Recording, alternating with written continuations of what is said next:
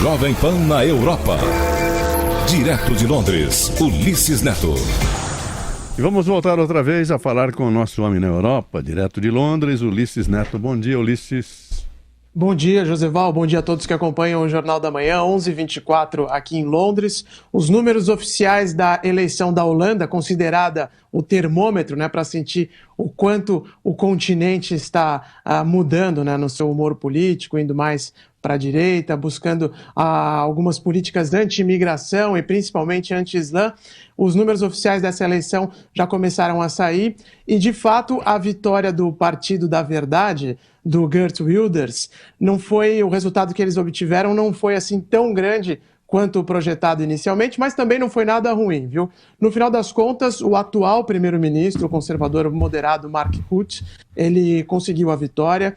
Os números oficiais indicam que ele vai ter mais ou menos 33 cadeiras, e eu digo mais ou menos porque a apuração ainda não terminou, mas já passou dos 90%. A boca de urna falava em 31 cadeiras, agora os números oficiais falam em 33, num total de 150. Então, é claro, ele vai ter que formar um governo de coalizão. O Partido da Verdade, do polêmico Geert Wilders, conseguiu 20 cadeiras, uma a mais do que projetado pela pesquisa de boca de urna.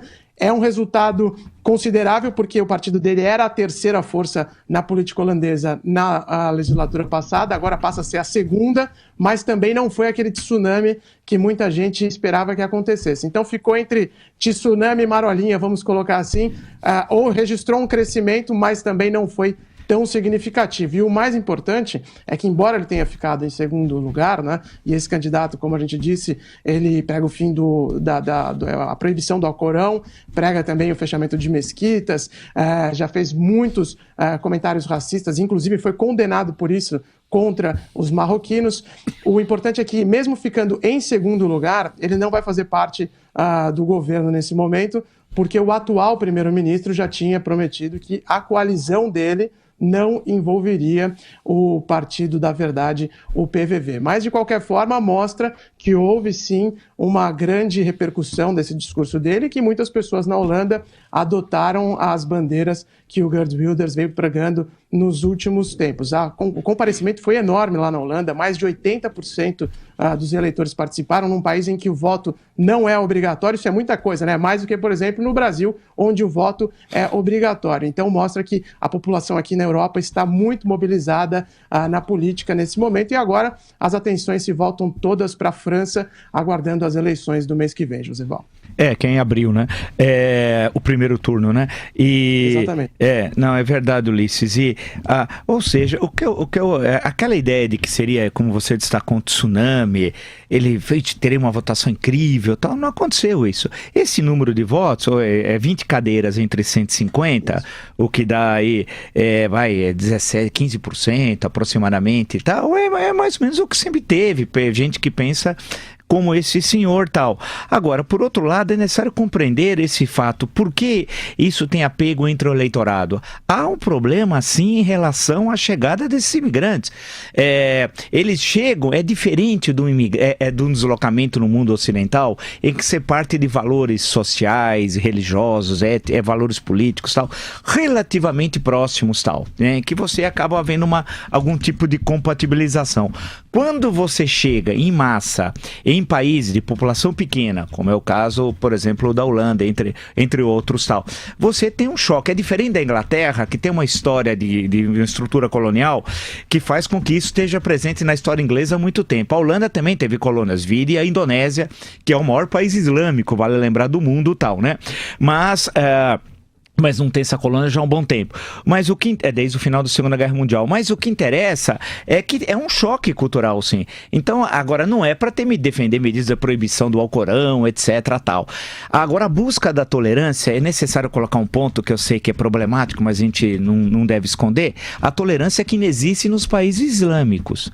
Não há um país islâmico que tenha a concepção de tolerância do mundo ocidental. Nenhum.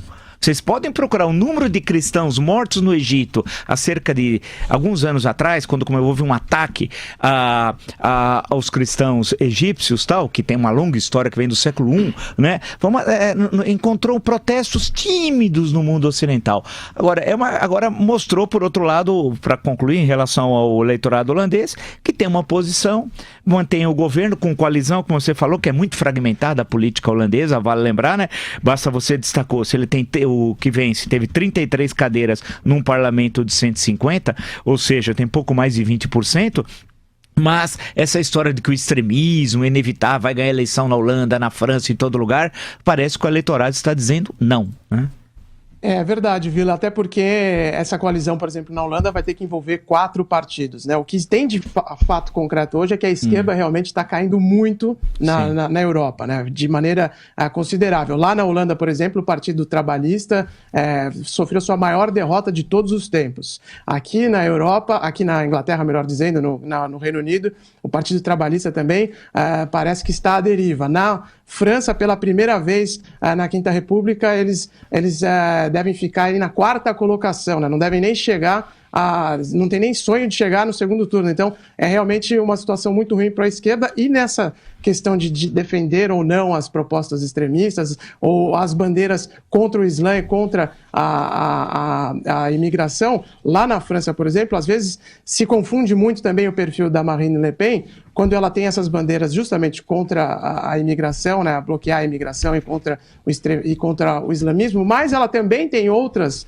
bandeiras que inclusive são compartilhadas com a esquerda lá na França mesmo, né? Sim. Por exemplo, ela defende a aposentadoria aos 60 anos, claro. Ela é a favor da jornada de trabalho de 35 horas, a favor do casamento gay, o principal assessor dela é homossexual declarado lá na França e também é a favor do aborto. Então, de fato, as bandeiras elas se confundem em vários pontos e o que tem se chamado mais atenção agora é justamente a questão da imigração e contra o Islã, né, ou pelo menos o Islã radical, e ainda que existam muitas bandeiras compartilhadas entre os candidatos. Mas muito bem a análise que o Ulisses fez no final, por isso que ele é santista e tal.